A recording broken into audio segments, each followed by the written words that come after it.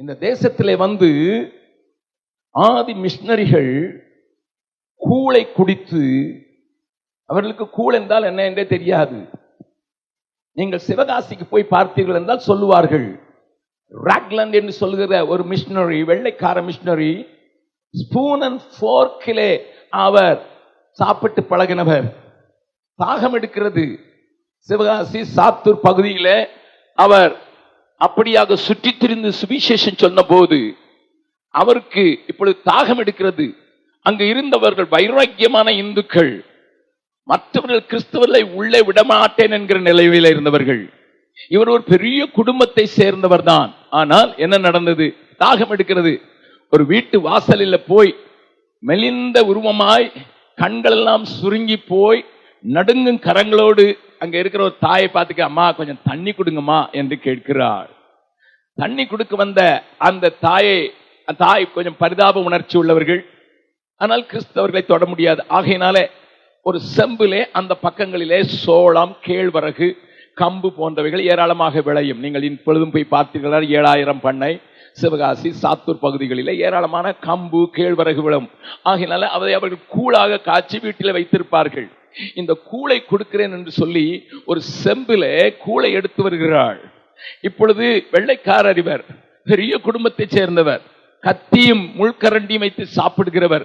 அவருக்கு சாப்பிடுவதற்கு முடியாது. ஆகையினால அவரை சொல்லுகிறார், கையை பிடிச்சுக்கங்க ஐயா, நான் ஊத்துறேன், ஏன்னா நான் பாத்திரத்தை கொடுக்க முடியாது, நீ கிறிஸ்தவர், என்னுடைய ஊர் சட்டத்தின்படி நான் கொடுக்க முடியாது, என்னுடைய ஜனங்கள் என்னை அடித்து விடுவார்கள் என்று சொல்லி ஊத்த விரும்புகிறாள். இவருக்கு கூழ் இப்படி குடிச்சு பழக்கம் இல்லை. அதனால இங்கெல்லாம் மேலெல்லாம் உங்களுக்கு ஊத்த ஆரம்பிச்சோடனே அந்த அம்மா எப்படியா நான் குடிச்சு கொடுக்குதுன்னு சொன்ன உடனே தலையில போட்டிருந்த தொப்பியை எடுத்து அந்த தொப்பியில ஊத்துங்கம்மா என்று வாங்கி குடித்து விட்டு தானே ஐயா உனக்கு சுவிசேஷம் சொன்னார்கள். அறிவீர்களோ? கடந்த வருடத்தின் மே மாதத்தில் நான் இடையன்குடி என்கிற ஒரு ஊருக்கு போயிருந்தேன். அந்த இடையன்குடி இன்றைக்கு நீங்கள் மேப்ல தேடி பார்த்தீங்கன்னா தமிழ்நாட்டு மேப்ல தெரியாது, ஒரு சின்ன ஊர் இன்றைக்கும். ஆனால் பல ஆண்டுகளுக்கு முன்னதாக, கிட்டத்தட்ட 200வது பிறந்த நாள் என்று சொல்லுகிற கால்டுவெலுடைய பிறந்த நாளில் பேசுவதற்கு தான் பேசியிருந்தேன். அங்கே எனக்கு கல்லறையின் மேலே தான் பேசுவதற்கு நிறுத்தி இருந்தார்கள். அவருடைய கல்லறை கீழே இருந்தது. கால்டுவெலுடைய கல்லறை குறித்து நான் சொல்லுவதற்கு வரவில்லை, மாறாக அவனுடைய வாழ்க்கையை சொல்ல விரும்ப. 200 ஆண்டுகளுக்கு முன்னதாக எலக்ட்ரிசிட்டி கிடையாது. இன்றைக்கும் அந்த ஊரை நீங்கள் தேடினால் தான் கண்டுபிடிக்க முடியும். திருநெல்வேலி மாவட்டத்தில் அந்த ஊருக்கு அவர் எப்படி வந்தார் தெரியுமா? இங்கிலாந்து தேசத்திலே வாழ்ந்து படித்தவர். இந்தியாவுக்கு ஆண்டவரை சொல்லுவதற்காக 138 நாட்கள் அந்த நாளிலே கப்பலில் வர வேண்டும். சின்ன கப்பலில் வர வேண்டும். கப்பலில் டிராவல் பண்ணியிருந்தா தெரிஞ்சிருக்கும். முதல் நாள் நல்லா இருக்கும், 2ஆம் நாள் நல்லா இருக்கும், 3ஆம் நாள் போர் அடிக்க ஆரம்பிச்சு. ஏன்னா 4 பக்கம் தண்ணி தண்ணி தண்ணி தண்ணி தண்ணி. இது காணாக்குறைக்கு சீ சிக்னஸ் என்று சொல்வார்கள். வாமிட்டிங்கா வந்து கொண்டிருக்கும். பார்த்தவங்களையே பார்த்துக்கிட்டு இருக்கணும். 138 நாள். Can you just imagine sir? 138 நாள் தானும் தன் மனைவியும் அந்த சின்ன கப்பலிலே சென்னைக்கு வந்து இறங்கினார்கள்.